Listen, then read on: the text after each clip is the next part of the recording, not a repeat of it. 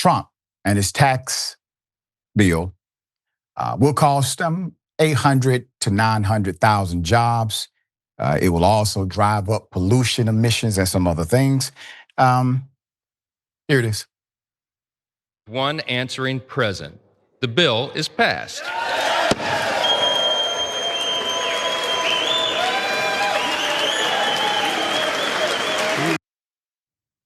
Put them up full mass. They're cheering. So while many Americans were still asleep, Republicans in the House of Representatives passed Trump's huge, horrible mega bill. Keep that picture up. I watched as much as I could. The most compelling point was, what are you afraid of? Why are we holding this at 1 a.m.? This was intentional. So the bill is going to be absolutely devastating to the everyday person. Okay? So let me give you the facts. The bill will add $3.8 trillion to the national debt. That means that my child, her children, and their children's children, they will be paying for this bill. It extends the tax breaks, however, for billionaires. Yeah, they're fine. As a matter of fact, they're better than good. They're better than they were under Trump 1. They're really good under Trump 2 now. It cuts Medicaid. It cuts Medicaid to the tune of 8.6 million losing coverage. 8.6 million losing coverage. It slashes food aid, 3 million Americans.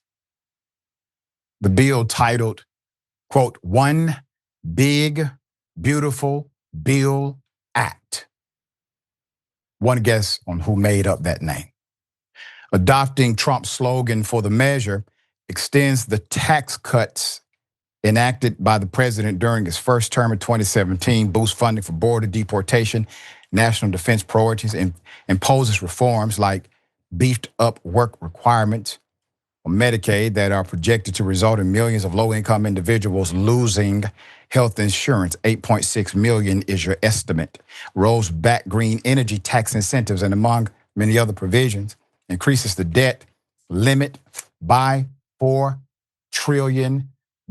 Increases the debt limit by $4 trillion. Why are they increasing the debt limit by $4 trillion? So they don't have to worry about the press saying, oh my goodness, they are over the debt limit. We have to engage in a shutdown. So they increase the debt limit. You eliminate the headline. Trump's bill, highly regressive, obviously, favors the wealthy. It decides to hurt the middle class significantly, explodes the deficit in a way that, well, would make the most liberal spender in the history of America say, what the hell are you doing? But all it took was one individual to show how Republicans and all of their fiscal responsibility jargon was nothing but a power grab. You see, now that power is there, their true ideology is exposed. They were never Republicans. They were never conservatives. They were never constitutionalists. I would argue that their Christian category is miscategorized. They were simply of the politics of power. And now that they have power, their true ideology is exposed. Now, the poorest fifth of Americans, the poorest, would receive 1% of the bill's net tax cuts in 2026, while the richest fifth of Americans would receive 2/3 the tax cuts. The richest 5% alone would receive a little less than half of the net tax cuts that year. The richest 1% of Americans would receive an average net tax cut of $79 $100,000, many, many times more than the average tax cut received by other income groups.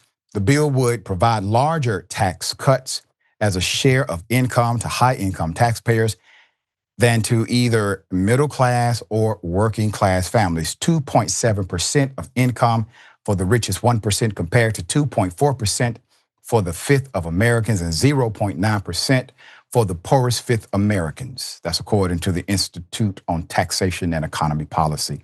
Let's put up the graphic, make it plain. The share of tax cuts from House Reconciliation Bill, this was back in 2026, will give the 20% richest Americans a 67% tax cut. Now you're looking at that bar gram there. That's quite compelling. It's compelling visual, right? Okay. It gives you an idea of who they prioritize. Now, you can clearly see who is among the favored in this policy dynamic. The impacts of the bill go beyond taxes, however. Americans are now going to be, well, more hungry. Food stamps face biggest cut in the program's history under the bill. Under the GOP package, more food stamp recipients would have to work to qualify for benefits. Currently, adults aged 18 to 54 without dependent children can only receive food stamps for 3 months over a 36-month period, unless they work 20 hours a week or are eligible for an exemption. Now, remember, they have to work 20 hours a week. That's considered part-time pay in the United States of America, but they have basically eliminated all of the part-time positions in the federal government, which, by the way, was the #1 employer of Black people in the United States of America. They're all gone. The rest that are there are likely to be eradicated too. Medicaid is also being butchered. For the first time in Medicaid's 60-year history, certain recipients ages 19 to 64 would be required to work at least 80 hours a month to retain their benefits. They could also meet the mandate by engaging in community service, attending school, or participating in a work program. Now, some who still rock with Trump, you may argue, well, that's doable. Well, talk to a poor 62-year-old elderly woman in deep South Georgia. Well, how about those in rural Texas? They don't have public transportation. There's not a school within many, many miles. They do not have a personal vehicle, nor can they drive. What are they going to do? Well, according to the bill, they will be able to eat for 3 months, and for the other 33 months left, they will die.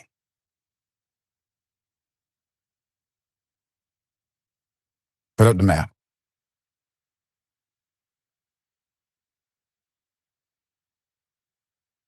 One in 5 Americans rely on Medicaid for health care. 1 in 5. Over 70 million are enrolled.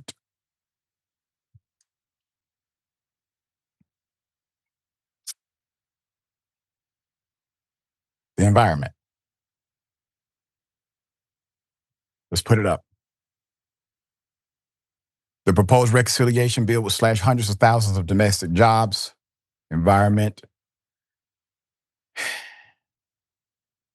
The environment will be harmed due to deregulation. The legislation will cost the United States 830,000 jobs by 2030, not 2050, not 2060, but within the next 4.5 years. Compared with the status quo, energy innovation found. That includes the direct loss of jobs in fields such as solar panel manufacturing and electric vehicle production, indirect job loss from decreased investments and lower clean energy demand, and induced cuts resulting from consumer spending cuts attributable to layoffs, higher fuel cost, and other third-order effects. Under the reconciliation bill, tax credits for cleaner cars will completely end this year. You will not be incentivized for giving a damn. With incentives for wind, solar, and even nuclear energy projects scaled down and then eliminated by the year 2032. Clean energy manufacturing tax credits will be eliminated by 2031. While Americans seeking to upgrade their homes to cleaner, more efficient appliances will get no further subsidy after this year. None. The new bill will also cause the U.S. to emit 260 tons more pollution than it would have otherwise done by 2035 or in 2035. These restrictions, well, no more, which is more than the entire annual emissions of Spain. Okay. So let's have a conversation. If you voted for Trump, and you believed that he would deliver the things that you believed in, and you and I don't have to believe in the same thing. We don't. I'm sure that there are things that Trump may have delivered for you or tried to deliver for you in Trump version 1. And I'm sure that I disagree with those things ideologically. But none of you who voted for Trump voted for this. None of you. If you voted for Trump, I did not hear you talk about we need out-of-control tariffs. When you voted for Trump, I did not hear you echo that somehow we needed to eliminate all regulatory dynamics as it relates to the environment. I heard you talk reform, yes, but not elimination. I never heard any of you say that your grandmother and grandfather, great aunts, great uncles, etc., should no longer be able to eat. I did not hear you make that argument. So now we have to collectively make the argument against the individual who has betrayed every single human being in this country. Jordan, thoughts here? Yeah, this bill would have sweeping consequences for the most vulnerable among us. The attacks and cuts on our healthcare infrastructure would result in up to 14 million people losing their health insurance. As you lay out, the environmental consequences, the economic consequences, the ways that it would make utilities and monthly bills more expensive, the way it would make food more inaccessible for working families, the way it would make rent more expensive for working families. Across the board, this is almost like, by design, a systematic deconstruction of our entire government to and the props that we have in place to help keep people afloat, as insufficient as they may be. It seems by design to punish the most vulnerable. Never mind, the tax bill would, of course, and unsurprisingly, cut the tax burden for the ultra wealthy, 0.1% in our society, by hundreds of thousands of dollars a year. And think about that. When you are that wealthy, what is hundreds of thousands of dollars more per year than just pocket change? So what is the justification here? And of course, they're going to pump 175 billion at least into Trump's Golden Dome, this wasteful project relying on purported technology that physicists say isn't even technologically capable, or isn't even there technologically. We're just burning through billions of dollars so defense contractors can continue to get rich, so billionaires can continue to get rich. Meanwhile, the working poor in this country could lose their health insurance, be unable to pay rent, be unable to afford groceries, and be unable to pay their utility bills. Who is this for? Yeah, that's right. That's right. Jordan, you are a champion of environment. You are a champion of criminal justice reform. Your ideology is well known. Did you, I'm asking you honestly, did you see this level of extremism? I mean, if you want to talk extremism, this is actual extremism. Did you see this level of extremism coming when you had conversations with people that may have been ideologically on the other side of you? It's hard to say. I think there's going to be some level of regret, and I don't think it's going to be a lot, but I think there will be some once people start to feel the consequences. It's not going to be when the legislation is passed, people are not going to read a summary of what's in it and then be like, well, you know what, I was wrong. No, that's just, people will find a way to justify it until it affects them directly. And sadly, on issue after issue, that seems to be human behavior. They don't care if other people are suffering. Many people, not everyone, of course, and I know all of your audience is justifiably outraged here. But there are many people on the right who don't seem to care about these issues until it affects them directly. I don't know if it's that they can't comprehend existential threats or it's just out of indifference. I don't know. Yeah. I don't want to assign any sort of character label or reading onto strangers, but there seems to be a problem where people don't care. Marriage equality, perfect example. And you saw it with members of Congress, Republicans, electeds. They didn't care. It was immoral. It was against God's will. It's always been one man and one woman until somebody in their family came out. Right. And then they're like, you know what? Yeah, actually, we do need to think about this. And just like, what will it take for these people to start to care about strangers before it affects somebody in their own family? I don't know what it will take to get there, but I think there will be some introspection once people start to feel the consequences of this. And you are right. You are right. For those who are on the other side of this and you subscribe to a particular faith, Christianity in particular, the reason why we don't have to learn every lesson through experience. If you remember what Yahshua said to the disciples, he told them, thank you for feeding me, for clothing me, etc. Disciples said, we never did any of that. You got somebody else. You got us mixed up with somebody. And he said, no. When you did it to the least of these, you did it to me.